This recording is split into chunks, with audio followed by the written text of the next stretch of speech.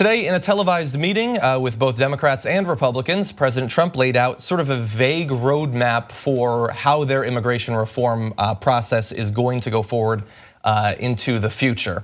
Here is discussion about one of the prime components that's getting, thankfully, a lot of coverage these days is the need to codify DACA into law once again. A lot of people at risk of losing their protected status, and here are his thoughts about that being a part of the reform. And I don't know how you would feel about this, but I'd like to ask the question, what about a clean DACA bill now with a commitment that we go into a comprehensive immigration reform procedure? I have no problem. I think that's basically what Dick is saying. We're going to come out with DACA. We're going to do DACA, and then we can start immediately on the phase 2, which would be comprehensive. Would you be agreeable to that? Yeah, I would like to do that. Go ahead. I think a lot of people would like to see that. But I think we have to do DACA first. And you folks are going to have to, you're one voice. You folks are going to have to come up with a solution. And if you do, I'm going to sign that solution. We have a lot of smart people in this room. We need to take care of these DACA kids, and we all agree on that. 86% of the American public agrees on that. I will say, when this group comes back, hopefully with an agreement, this group and others from the Senate, from the House, comes back with an agreement, I'm signing it. I mean, I will be signing it. I'm not going to say, oh, gee, I want this or I want that. I'll be signing it because I have a lot of confidence in the people in this room that you're going to come out with something really good. My gut is to say, wow, he sounds like a great negotiator. Well, I mean, but I also, this perhaps is him recognizing that he doesn't know anything about this topic. It's more likely that he's just not interested. Well, it's also, I thought, and I don't know if you saw it the same way, coming out of the conversation we had yesterday and people had over the weekend of his sort of mental clarity, right? He seemed on today. Like it seemed like the White House said, we're gonna broadcast this thing. People are gonna be able to watch it.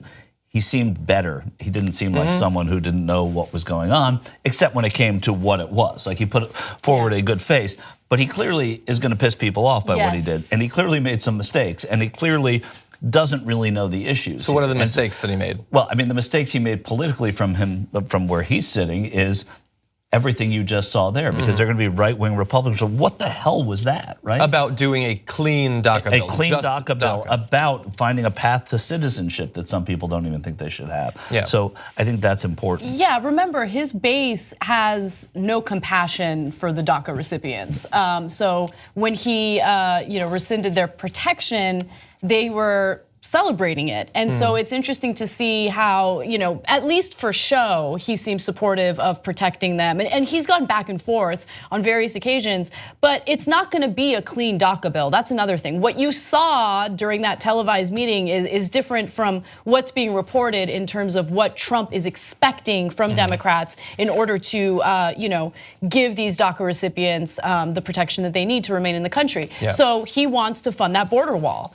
And that will be funded if Congress signs on to it to the tune of tens of billions of dollars. Yeah, we're gonna have a little bit of video about that in just a bit. But the point I wanted to quickly make, let me just finish up, is that he keeps reneging on things that he promised his base, and they still remain loyal to him, which I think is so interesting. So with the wall, okay, he might still want to fight to construct portions of that wall, but he said Mexico is going to pay for it. Obviously they're not. He's asking Congress for the funding for it. And then also he's talking about protecting DACA recipients, which I hope he does, but that is not what his base wanted. And they still seem pretty supportive of him, which is fascinating. Yeah, maybe. It's also, I'm sorry, John, you've been interrupted 3 times. Make it 4. Cut his mic. There was, of course, there was a full conversation that was had in that whole meeting. And Representative McCarthy, Kevin McCarthy from California, was sitting 2 down from Trump.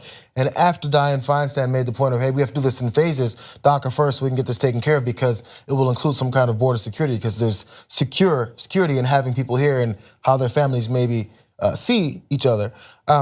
He went on, he interrupted after Trump agreed to it in a way, verbally, and said, hey, I want to make sure we clear this up. Hey, Mr. President, you know what she just said? She just said she wants to do DACA. Are you really going to agree to that? I don't think that's what we want. Yeah. So all that's going to be said, and this is, again, in front of the cameras, as Anna was pointing out. So after the cameras shut down, these other Republicans went in and said, hey, dum-dum, we know you don't understand anything that's going on, so let me go ahead and point this out to you. You're agreeing with Democrats right now because you don't know what's being said. So they're going to make sure he doesn't mess up. Yeah, exactly. Like he needed to be reminded of what his position should actually be. But at the end of the day, I mean, like he can say whatever he wants, but he's also saying whatever you give me, I will sign. Right, which I call leadership. Which also means then it doesn't matter what promises he makes, or even he's saying we're going to do DACA and then we'll have comprehensive after that. But he also says that he'll accept whatever they give him, which could also be a complete dodge if he doesn't think, if he's hearing behind the scenes that they might not be able to do anything, then he didn't push for anything. He was relying on them. They failed. That's a way to avoid any sort of accountability as well. I mean, they could simply do a clean DACA bill. They could do that. It would be popular. I mean, not necessarily amongst their base, but their base isn't all they're going to need in these upcoming midterm elections. But they're not going to do the politically popular thing.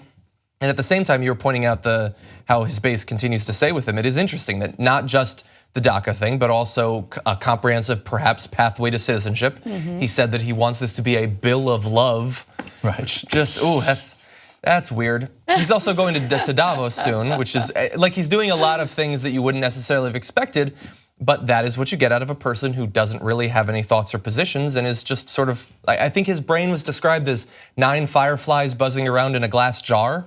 I mean, you get some random stuff every once in a while. I like to think of him as a branch on a willow tree during a hurricane. Like he's just all over the place. That's poetic. Yes, that is nice. you. But the point is also, I've never seen anything like this. An open conversation with the president and Democrats and Republicans for the entirety of their meeting. It's usually at the very beginning where they let the press in at the end, which I think is nice, but it's also in Davos too.